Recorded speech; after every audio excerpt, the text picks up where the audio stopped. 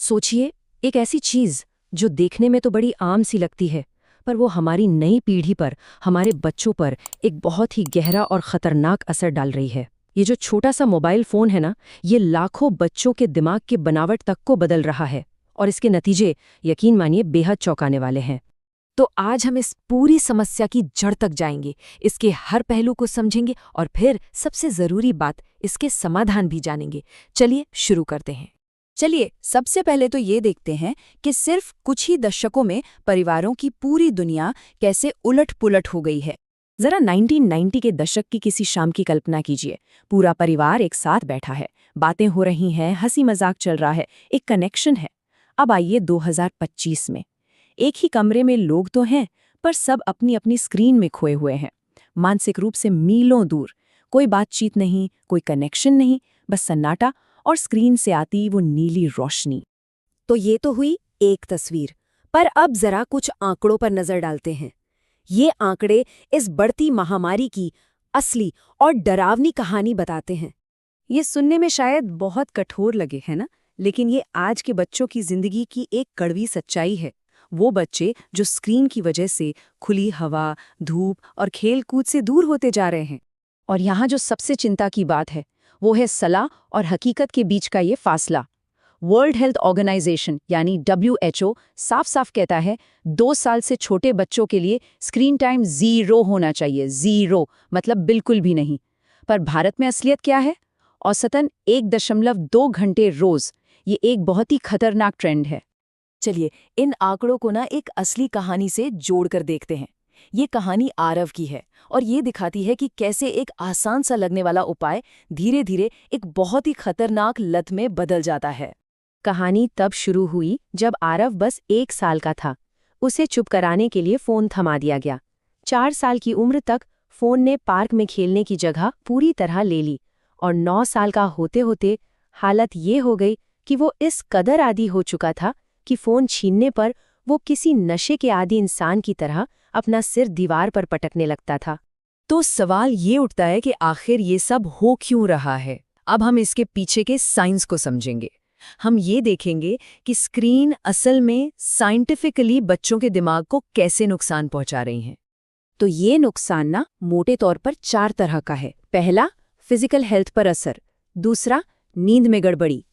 तीसरा, दिमाग के विकास और उसकी बनावट में बदलाव। और चौथा, भाषा और सामाजिक स्किल सीखने में देरी।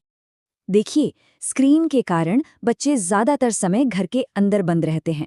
उन्हें सूरज की वो जरूरी प्राकृतिक रोशनी नहीं मिल पाती। इसका सीधा नतीजा क्या है? मायोपिया, मतलब दूर की नजर का कमजोर होना। और अनुमान ये है कि 2050 तक भारत के लगभग आधे बच्चों को चश्मे की जरूरत पड़ सकती है। सोचिए, हर 2 में से 1 बच्चे को। अच्छा, स्क्रीन नींद कैसे खराब करती है? देखिए, हमारे दिमाग में मेलाटोनिन नाम का एक हार्मोन बनता है जो हमें सुलाने का काम करता है। स्क्रीन से निकलने वाली ये जो नीली रोशनी है ना, ये उसे बनने से रोक देती है। और सबसे जरूरी बात यह है कि बच्चों पर इसका असर हम बड़ों के मुकाबले 2 गुना होता है। सीधा सीधा डबल, मतलब उनकी नींद बहुत बुरी तरह डिस्टर्ब होती है। और अब जो बात सामने आ रही है, वो शायद सबसे ज्यादा चौंकाने वाली है। जरूरत से ज्यादा स्क्रीन टाइम एक बच्चे के दिमाग की बनावट को, उसके स्ट्रक्चर को सचमुच बदल सकता है, और इसका असर उन स्किल्स पर पड़ता है जो जिंदगी में सबसे जरूरी होते हैं। तो ये एग्जीक्यूटिव फंक्शनिंग है क्या चीज? देखिए, आसान भाषा में कहें तो ये हमारे दिमाग का मैनेजमेंट सिस्टम है। यही वो सिस्टम है जो हमें अपने इमोशंस को कंट्रोल करना, लोगों से मिलना जुलना और मुश्किलों को सुलझाना सिखाता है। अब जरा सोचिए, अगर यही सिस्टम कमजोर पड़ जाए तो बच्चे के पूरे भविष्य पर कितना गहरा असर पड़ सकता है। अच्छा, बच्चे बोलना सीखते कैसे हैं? क्या सिर्फ आवाज सुनकर? नहीं, वो होठों को हिलते हुए देखते हैं, चेहरे के हाव भाव को समझते हैं और 2 तरफा बातचीत करते हैं। कोई भी 2D स्क्रीन या कार्टून ये सब कभी नहीं दे सकता। एक बच्चे की असली कहानी है। वो इतना ज्यादा टॉम एंड जेरी देखता था कि उसे लगने लगा कि असल दुनिया में भी तो बिना बोले ही काम चल जाता है। और नतीजा, उसके बोलने की क्षमता के विकास में बहुत ज्यादा देरी हो गई। ये एक छोटा सा उदाहरण है कि स्क्रीन पर जो कंटेंट देखा जा रहा है वो कितना गहरा असर डाल सकता है। अब एक बहुत ही अहम बात पर आते हैं। बच्चों को स्क्रीन की ये जो लत लग रही है ना, ये कोई हादसा नहीं है। कंटेंट को जानबूझकर ऐसा बनाया ही जाता है कि बच्चे उसे छोड़ ही ना पाएं। It's by design. होता क्या है कि जब बच्चे कोई मजेदार वीडियो देखते हैं तो उनके दिमाग में डोपामीन नाम का एक फील गुड केमिकल रिलीज होता है। उन्हें खुशी मिलती है।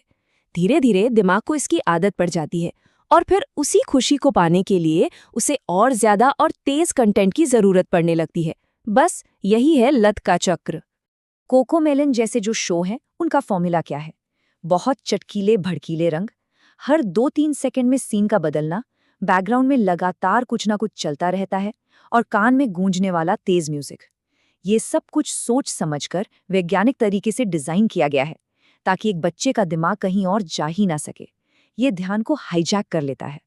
तो अब सवाल ये है कि इसका समाधान क्या है? क्या हम कुछ कर सकते हैं? जी हाँ, बिल्कुल। अब हम कुछ ऐसे ठोस और प्रैक्टिकल कदमों की बात करेंगे जिनसे हम अपने बच्चों का बचपन वापस ला सकते हैं। यहाँ एक बहुत गहरी बात समझने की जरूरत है। लत सिर्फ स्क्रीन की नहीं है। बच्चे असल में उस एहसास के आदी हो जाते हैं जो स्क्रीन उन्हें देती है, यानी ध्यान, जुड़ाव और एक तरह की मान्यता। जब असल जिंदगी में ये चीजें कम मिलती हैं तो वो इसकी तलाश में स्क्रीन की झूठी दुनिया में चले जाते हैं। तो यहाँ 5 ठोस कदम हैं। पहला, खुद एक अच्छा रोल मॉडल बने। दूसरा, घर में स्क्रीन फ्री जोन बनाएं, खासकर खाने की टेबल और बेडरूम। तीसरा, बच्चों को बाहर खेलने और दूसरी एक्टिविटीज के लिए प्रोत्साहित करें। चौथा, नियम बनाएं, लिमिट सेट करें। और सबसे जरूरी, ये याद रखें कि लड़ाई बच्चे से नहीं, उसकी लत से है। एक टीम बनकर इस लत से लड़ना होगा। और सबसे महत्वपूर्ण कदम यहीं से शुरू होता है। बच्चे वो नहीं सीखते जो हम कहते हैं, बच्चे वो सीखते हैं जो हम करते हैं। अगर हम खुद ही हर वक्त स्क्रीन से चिपके रहेंगे तो उनसे दूर रहने की उम्मीद कैसे कर सकते हैं? तो अब हमारे सामने 2 तस्वीरें हैं। एक तरफ एक दूसरे से जुड़ा हुआ हंसता खेलता परिवार, और दूसरी तरफ एक ही छत के नीचे रहते हुए भी अजनबी, खामोश और अपनी अपनी स्क्रीन में डूबा हुआ परिवार। चुनाव मुश्किल नहीं है, पर फैसला लेना बहुत जरूरी है। सवाल सिर्फ इतना है कि हम अपने परिवार के लिए, अपने बच्चों के लिए कौन सी कहानी लिखना चाहते हैं।